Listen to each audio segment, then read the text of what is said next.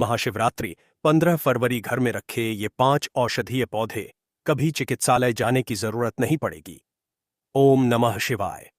भगवान शिव के चरणों में कोटि कोटि नमन करते हुए हम आज के इस विशेष वीडियो का आरंभ करते हैं। महाशिवरात्रि का पावन पर्व आने वाला है। इस वर्ष 15 फरवरी को भगवान शिव की आराधना का महाउत्सव मनाया जाएगा। शिव ही सत्य है और शिव ही सुंदर है। शिव कल्याणकारी है और वे ही समस्त औषधियों के अधिपति भी हैं। भगवान शिव को भोलेनाथ इसलिए कहा जाता है क्योंकि वे बहुत शीघ्र प्रसन्न हो जाते हैं। परंतु क्या आप जानते हैं कि महादेव को प्रकृति से कितना प्रेम है? उनके गले में सर्प है और जटाओं में गंगा मैया विराजती है। वे बैल की सवारी करते हैं और बाघ की खाल धारण करते हैं। भगवान शिव का संपूर्ण स्वरूप हमें प्रकृति से जुड़ने का संदेश देता है। आज के इस वीडियो में हम आपको 5 ऐसे दिव्य और चमत्कारी पौधों के बारे में बताएंगे जिन्हें यदि आप इस महाशिवरात्रि पर अपने घर के आंगन में स्थापित करते हैं तो आपके घर से बीमारियां कोसों दूर भाग जाएंगी। इन पौधों में स्वयं महादेव का वास माना जाता है। प्राचीन काल में जब आज के आधुनिक चिकित्सालय नहीं थे, तब हमारे ऋषि मुनि इन्हीं जड़ी बूटियों के माध्यम से लंबी आयु और उत्तम स्वास्थ्य प्राप्त करते थे। यदि आप इन पौधों की सही पहचान और उनके प्रयोग की विधि जान लेते हैं तो आपको कभी भी महंगे चिकित्सालयों के चक्कर काटने की आवश्यकता नहीं पड़ेगी। सबसे पहले हम बात करेंगे उस पौधे की जो साक्षात भगवान शिव का ही अंश माना जाता है। वह है बेल का वृक्ष। बेलपत्र के बिना महादेव की पूजा अधूरी मानी जाती है। बेल के पेड़ के मूल में साक्षात महादेव और माता पार्वती का वास होता है।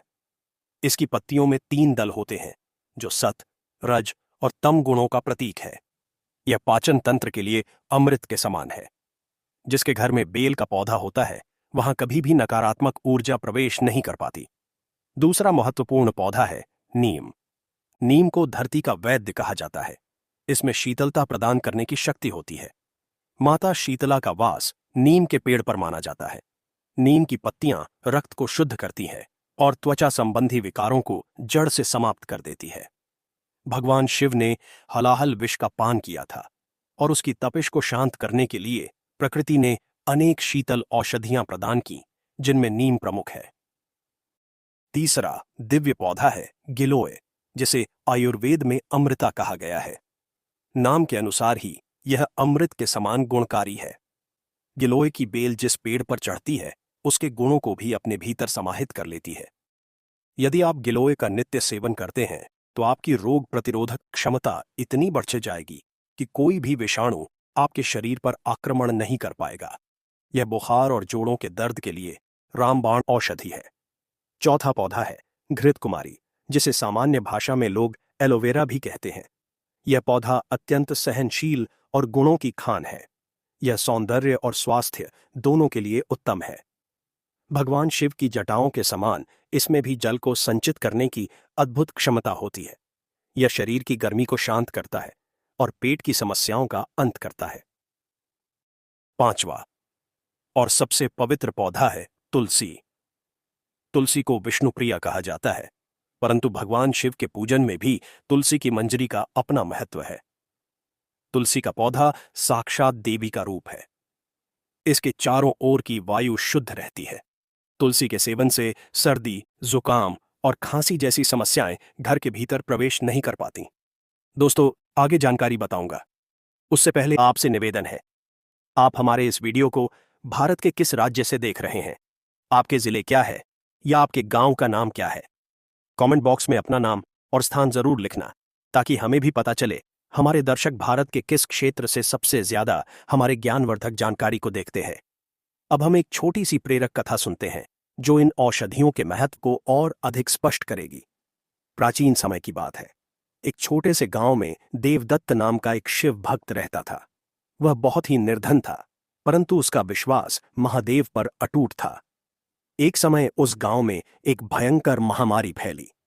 गांव के संपन्न लोग महंगे वैद्यों और दूर शहरों के चिकित्सालयों की ओर भागने लगे।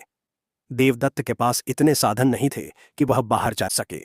उसके परिवार के सदस्य भी अस्वस्थ होने लगे। वह व्याकुल होकर भगवान शिव के मंदिर में गया और प्रार्थना करने लगा। उस रात महादेव ने उसे स्वप्न में दर्शन दिए और कहा कि हे वत्स, तुम बाहर क्यों भटक रहे हो? तुम्हारे आंगन में ही आरोग्यता का खजाना छुपा है। जाओ और अपने आंगन में लगे उन 5 पौधों की शरण लो जो मैंने तुम्हें भेंट स्वरूप दी है। देवदत्त ने सुबह उठते ही सबसे पहले बेल के पत्तों का अर्क बनाया, गिलोय का काढ़ा तैयार किया और नीम की पत्तियों से घर की शुद्धि की। उसने तुलसी और घृतकुमारी का प्रयोग भी बताया। देखते ही देखते उसका पूरा परिवार स्वस्थ हो गया। गांव के अन्य लोग जो महंगे उपचार कराकर भी ठीक नहीं हो पा रहे थे, वे भी देवदत्त के घर आने लगे।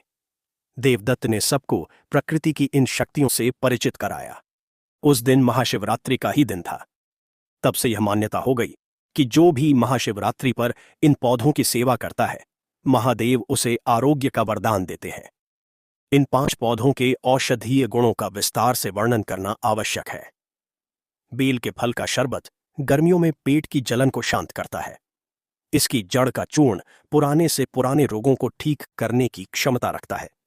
नीम की छाल का काढ़ा पीने से शरीर के भीतर के विषैले तत्व बाहर निकल जाते हैं। गिलोय की डंडी को पानी में उबालकर पीने से मधुमेह और मोटापे जैसी व्याधियों से मुक्ति मिलती है। घृतकुमारी का गुदा यदि घाव पर लगाया जाए तो वह बहुत जल्दी भर जाता है। तुलसी की चाय मानसिक तनाव को दूर करती है और मन को एकाग्र बनाती है। भगवान शिव स्वयं वैद्यों के भी वैद्य है। वे महामृत्युंजय मंत्र के अधिपति हैं। जब हम इन पौधों को अपने घर में लगाते हैं तो हम केवल हरियाली नहीं बढ़ाते, बल्कि हम महादेव की जीवंत शक्तियों को अपने पास बुलाते हैं। इन पौधों की सेवा करना साक्षात शिव की सेवा करने के समान है। 15 फरवरी को जब आप शिवलिंग पर जल अर्पित करें तो संकल्प लें कि आप इन पौधों की रक्षा करेंगे और इनका उपयोग मानव कल्याण के लिए करेंगे। महाशिवरात्रि का यह पर्व केवल व्रत और उपवास का नहीं है, बल्कि यह जागृति का पर्व है। हमें अपने प्राचीन ज्ञान को पुनः जीवित करना होगा। आज की भागदौड़ भरी जिंदगी में हम अपनी जड़ों को भूलते जा रहे हैं। हम रसायनों से बनी दवाइयों पर निर्भर हो गए हैं, जिनके बहुत सारे दुष्प्रभाव होते हैं। इसके विपरीत ये प्राकृतिक औषधियां शरीर को बिना कोई हानि पहुंचाए स्वस्थ बनाती हैं। शिव पुराण में भी वनस्पतियों के महत्व का वर्णन मिलता है। वहां बताया गया है कि किस प्रकार विभिन्न वृक्षों के नीचे बैठकर तपस्या करने से सिद्धियां प्राप्त होती हैं। बेल का पेड़ घर के उत्तर पश्चिम दिशा में लगाना अत्यंत शुभ माना जाता है। नीम को घर के मुख्य द्वार के पास लगाने से बीमारियां घर में प्रवेश नहीं करती।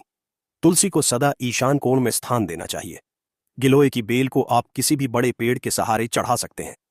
घृतकुमारी को गमले में लगाकर धूप वाले स्थान पर रखना चाहिए।